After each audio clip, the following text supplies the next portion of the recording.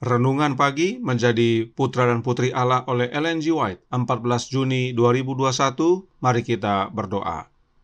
Bapa kami yang di sorga, Allah pencipta langit dan bumi, laut dan segala isinya, Allah yang maha besar, maha kuasa, sumber segalanya, yang kami sembah selalu melalui anak-Mu yang tunggal, Yesus Kristus. Terpujilah Yesus, anak Allah yang maha tinggi, yang adalah roti dan air hidup bagi kami. Pada pagi hari ini kami bersyukur boleh bangun dan berbakti, dan sebagaimana membaca dan mendengarkan nasihat firman-Mu, kiranya ini menjadi pembaharuan bagi masing-masing kami. Beserta kami sepanjang perbaktian ini, kehendak-Mu yang jadi. Ampun kami akan dosa dan salah, karena kami berdoa hanya dalam nama anak Allah yang tunggal, Yesus Kristus, yang adalah Tuhan dan Juru Selamat kami. Amin. Renungan hari ini akan dibacakan oleh Saudari Melisa Panggabean. Silahkan Saudari Melisa. Renungan pagi tanggal 14 Juni 2021 dengan judul Kebiasaan Berhati-hati Menjamin Kesehatan yang Baik. Ayat inti terdapat dalam Yeremia 30 ayat 17 yang berbunyi, "Sebab aku akan mendatangkan kesembuhan bagimu, aku akan mengobati luka-lukamu, demikianlah firman Tuhan, sebab mereka telah menyebutkan engkau orang buangan, yakni sisa yang tiada seorang pun menanyakannya." Pikiran tidak cepat aus atau rusak bila mana sering digunakan untuk belajar keras, tidak seperti hal yang memakan makanan yang tidak sehat pada waktu yang tidak tepat, dan perhatian ceroboh pada hukum kesehatan. Makan dan tidur tidak teratur melemahkan kekuatan otak. Rasul Paulus menyatakan bahwa barang siapa yang ingin berhasil mencapai standar tinggi kesalehan, harus bertarak dalam segala hal. Makan, minum, dan berpakaian semua memiliki dampak langsung terhadap kemajuan rohani kita. Kesehatan adalah berkat yang dihargai oleh sedikit orang. Banyak orang makan di setiap waktu, tidak mengingat hukum kesehatan. Kemudian kesuraman menutupi pikiran. Bagaimana manusia bisa dihormati karena dianggap mendapat pencerahan ilahi, padahal punya kebiasaan sembrono, begitu tidak perhatian pada terang yang Allah berikan dalam hal-hal ini. Kehidupan adalah suatu kepercayaan suci yang hanya Allah saja dapat menyanggupkan kita menjaganya dan untuk digunakan bagi kemuliaannya. Namun Ia yang membentuk struktur tubuh yang ajaib akan melakukan langkah khusus untuk memeliharanya tetap baik kalau saja manusia tidak menyimpang darinya. Kesehatan, kehidupan, kebahagiaan adalah hasil dari penurutan pada hukum fisik yang menguasai tubuh kita. Jika kehendak dan cara kita sejalan dengan kehendak dan cara Allah. Jika kita melakukan apa yang disukai pencipta kita, maka Ia akan menjaga organ manusia dalam kondisi yang baik dan memulihkan kekuatan moral, mental, dan fisik supaya Ia bisa bekerja melalui kita demi kemuliaannya. Jika kita bekerja sama dengan Dia dalam pekerjaan ini, maka kesehatan dan kebahagiaan, kedamaian dan keberdayagunaan adalah hasil yang pasti. Ia tidak mati bagi kita supaya kita bisa menjadi budak kebiasaan buruk, namun agar kita bisa menjadi anak-anak Allah, melayani Dia dengan segala kekuatan makhluk hidup. Sahabat-sahabat muda yang terkasih, majulah selangkah demi selangkah, sampai semua kebiasaanmu selaras dengan hukum kehidupan dan kesehatan. Saya bawa dalam nama Yesus, Tuhan Yesus memberkati. Terima kasih atas penata layanan Saudari Melisa. Tuhan Yesus memberkati. Selamat pagi saudaraku dalam Tuhan.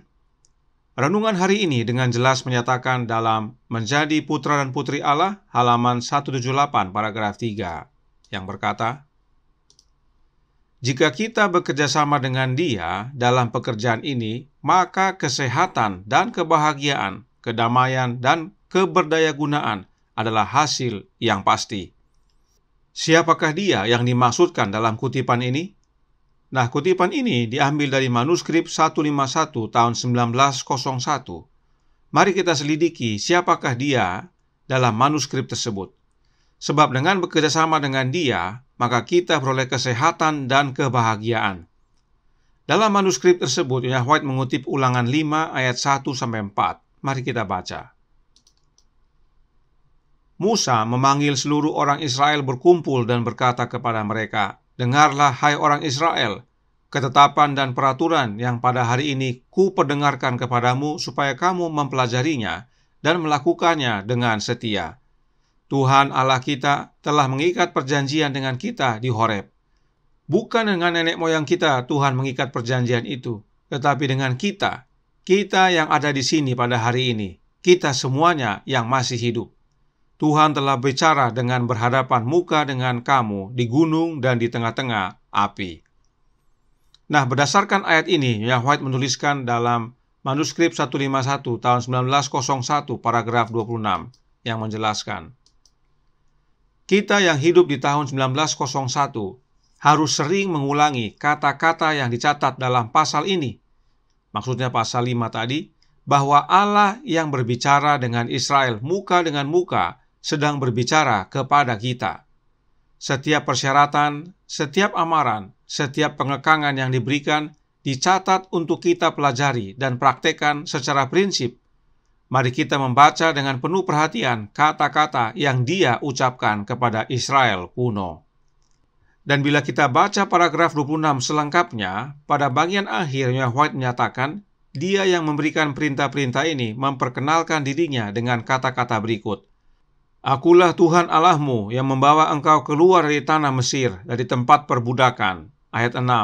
Kemudian diikuti dengan 10 perintah Allah. Artinya, Allah yang Nyonya White sampaikan dalam paragraf ini adalah Allah yang memberikan 10 hukum di Gunung Sinai. Nah, siapakah Dia? Ingat kembali pelajaran di bulan Februari 2021 tentang 10 hukum. Allah yang dimaksudkan adalah Yahweh. Menjadi Putra dan Putri Allah halaman 59 paragraf 4 berkata, Yahweh yang kekal, yang ada dengan sendirinya, oknum yang tidak dijadikan. Dia sendirilah sumber dan pemelihara semuanya, yakni satu-satunya yang berhak disembah serta menerima penghormatan tertinggi. Perhatikan Roh Nubuat menyatakan bahwa Yahweh dialah satu-satunya sumber dan pemelihara semuanya. Dalam bahasa Inggris Nyonya White tulis himself. Kata dia dan him bermakna tunggal. Hanya satu. Hanya satu yang adalah sumber dan pemelihara semuanya. Itu sebabnya Yahweh lah satu-satunya yang berhak disembah dan menerima penghormatan tertinggi. Jika disebut satu-satunya, maka artinya tidak ada yang lain. Tidak heran Yahweh berkata, jangan ada padamu ilah lain di hadapanku. Nah, siapakah Yahweh ini? Yahweh ini adalah Allah Bapa.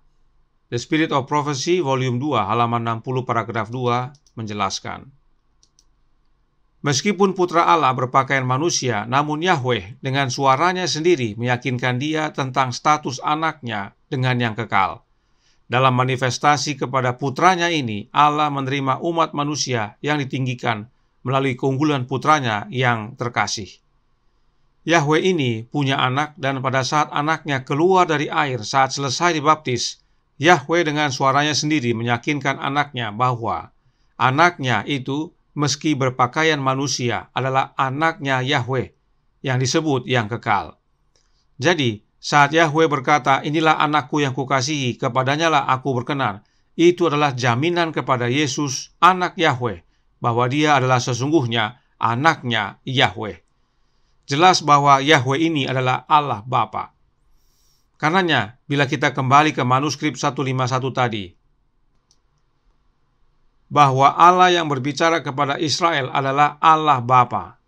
Tetapi bagaimana caranya? Ingat, oleh karena dosa, kita terpisah dari Bapa. Yesaya 59 ayat 2. Roh Nubuat menjelaskan dalam Para Nabi dan Bapa, jilid pertama, halaman 327, paragraf 1, yang berkata, Kini amanat diberikan kepada mereka dari Tuhan. Sesungguhnya aku mengutus seorang malaikat berjalan di depanmu untuk melindungi engkau di jalan dan untuk membawa engkau ke tempat yang telah kusediakan. Jagalah dirimu di hadapannya dan dengarkanlah perkataannya.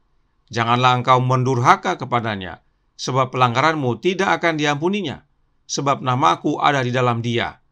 Tetapi jika engkau sungguh-sungguh mendengarkan perkataannya dan melakukan segala yang kufirmankan, maka aku akan memusuhi musuhmu dan melawan lawanmu.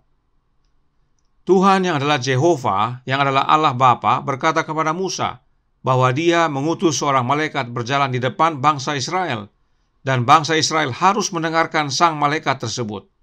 Siapakah sang malaikat itu? Masih dalam buku yang sama, Para Nabi dan Bapa, jilid pertama, halaman 327, paragraf 1, berkata, selama masa pengembaraan Israel, Kristus di dalam tiang awan dan api adalah pemimpin mereka. Sang malaikat itu adalah Kristus itu sendiri, anak Allah. Kenapa Kristus disebut malaikat? Karena malaikat artinya utusan. Allah Bapa mengutus anaknya untuk menjadi pemimpin umat-umatnya. Melalui Yesuslah Allah Bapa berbicara kepada umatnya. Jadi jelas bahwa Allah yang White maksudkan adalah Allah Bapa. Karenanya, saat kita membaca kembali kutipan berikut ini, menjadi putra dan putri Allah halaman 178 paragraf 3, yang berkata, jika kita bekerja sama dengan Dia, nah, Dia yang dimaksudkan dalam kalimat ini adalah Allah Bapa. Itu sebabnya dalam manuskrip 151 tersebut, White menyatakan bahwa pada akhir Ulangan pasal 5, kesejahteraan dan lanjut umur bangsa Israel bergantung pada penurutan kepada perintah Allah Bapa. Itulah sebabnya White menuliskan, jika kita bekerja sama dengan Allah Bapa, maka kesehatan dan kebahagiaan menjadi bagian kita. Nah, dalam manuskrip 151 tersebut, White juga menjelaskan yang berikut ini yang terdapat dalam paragraf 36. Mereka yang ingin menjaga kesehatannya harus menundukkan semua selera dan nafsu. Mereka tidak boleh menuruti gairah nafsu dan nafsu makan yang melampaui batas, karena mereka harus tetap berada di bawah kendali Allah, dan kekuatan fisik, mental, dan moral mereka harus digunakan dengan bijaksana sehingga mekanisme tubuh akan tetap berfungsi dengan baik. Kesehatan, kehidupan, dan kebahagiaan adalah hasil dari kepatuhan pada hukum fisik yang mengatur tubuh kita. Jika kehendak dan jalan kita sesuai dengan kehendak dan jalan Allah, jika kita melakukan kesenangan pencipta kita, Dia akan menjaga organisme manusia dalam kondisi baik dan memulihkan kekuatan moral, mental, dan fisik agar Dia dapat bekerja melalui kita untuk kemuliaan-Nya. Terus-menerus kuasa pemulihan-Nya dimanifestasikan dalam tubuh kita.